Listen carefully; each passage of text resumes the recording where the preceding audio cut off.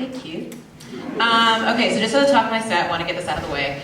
I have a couple of jokes about race in my set. So I just want to double check. Any racists in the audience? This is a safe space, you can say it.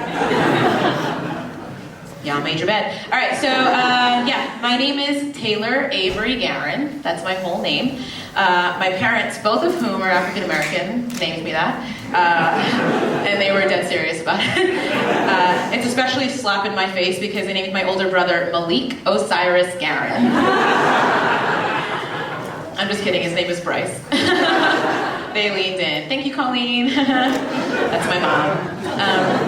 My mom loves to remind me that she did it on purpose. And her reasoning was, this is not a joke, because whiter sounding names on resumes are more likely to get interviews. Yeah, it's a bummer, but like, this is America, you know what I mean?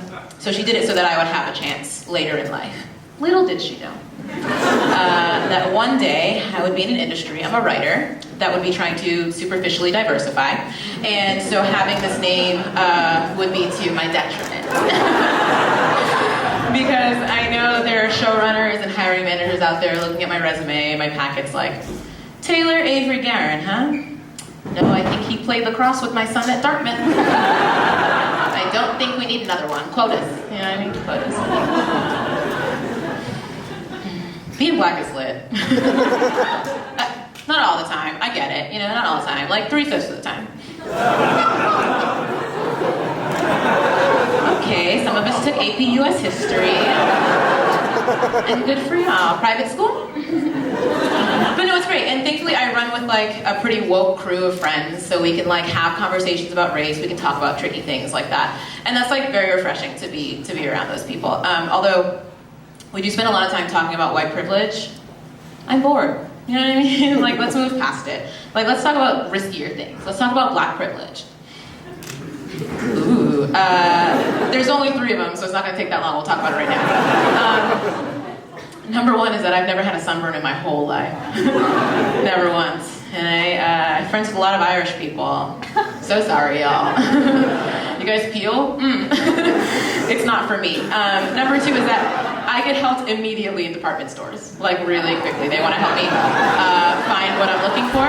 In fact, actually, sometimes they will escort an item in my hand to the register for me.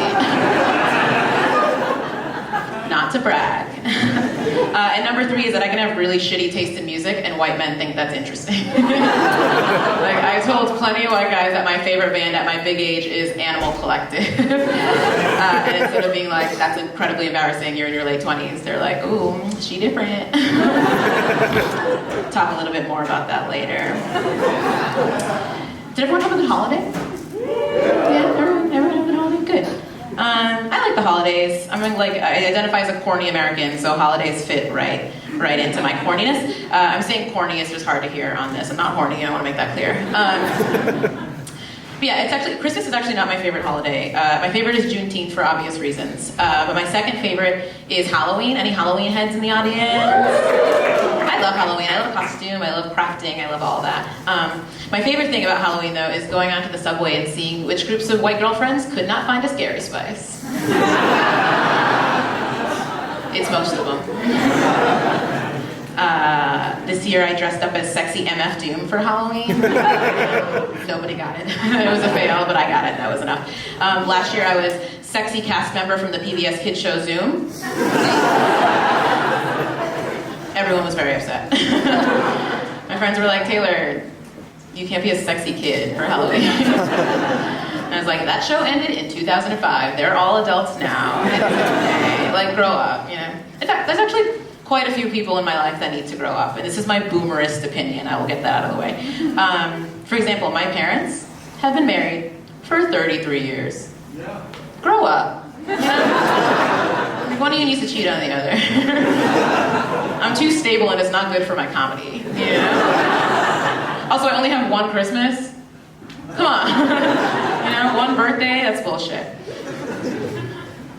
I work in Flatiron, and so every day for lunch I have to go to one of those like salad places that charges you $19 for like a couple of leaves and like a piece of fish.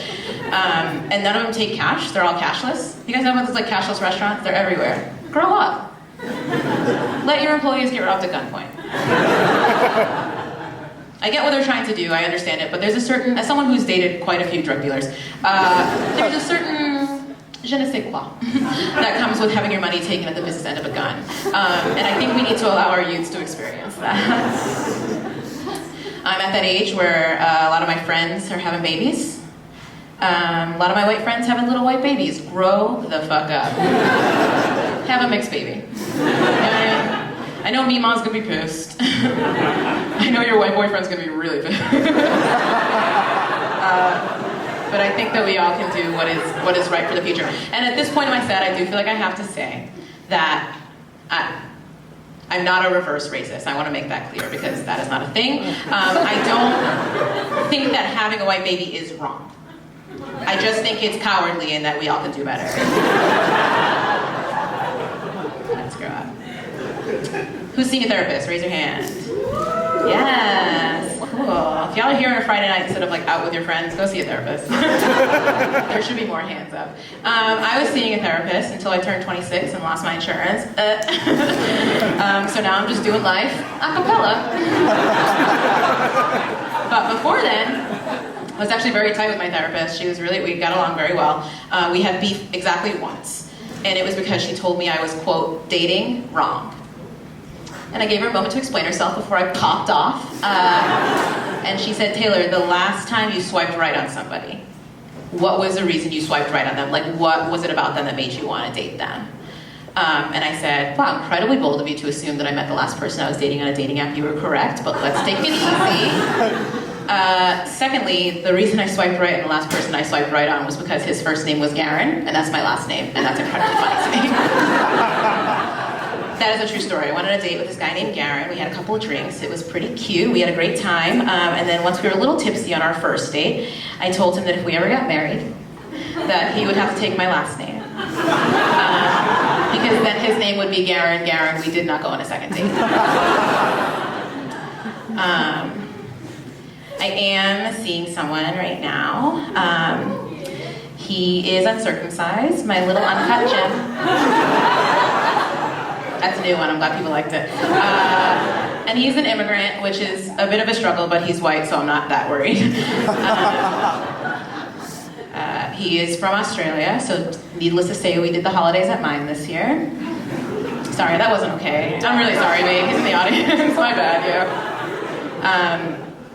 I really don't like flying, so I'm like hoping that I never have to go and see his family. That's a 20-hour flight. That's a long-ass flight. No, thank you. But if I do ever go, I am keeping the idea that koalas are my favorite animal, and that's kind of the only place they exist.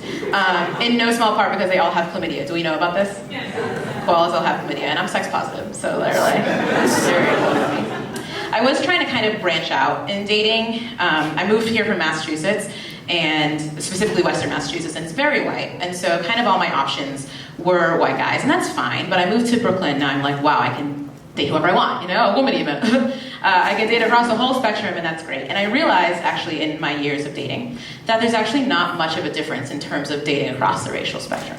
You know what I mean? Like, all dick is abhorrent. I think we can agree on that. There's one difference, and it's when it comes to having sex. And it's not what you think. It's not the stereotype, you know. It's just that when white guys have sex, they tend to stroke on the 1-3 instead of the 2-4. So it can be a little bit difficult to catch a rhythm there. But again, my favorite band is Animal Collective. So I love a funky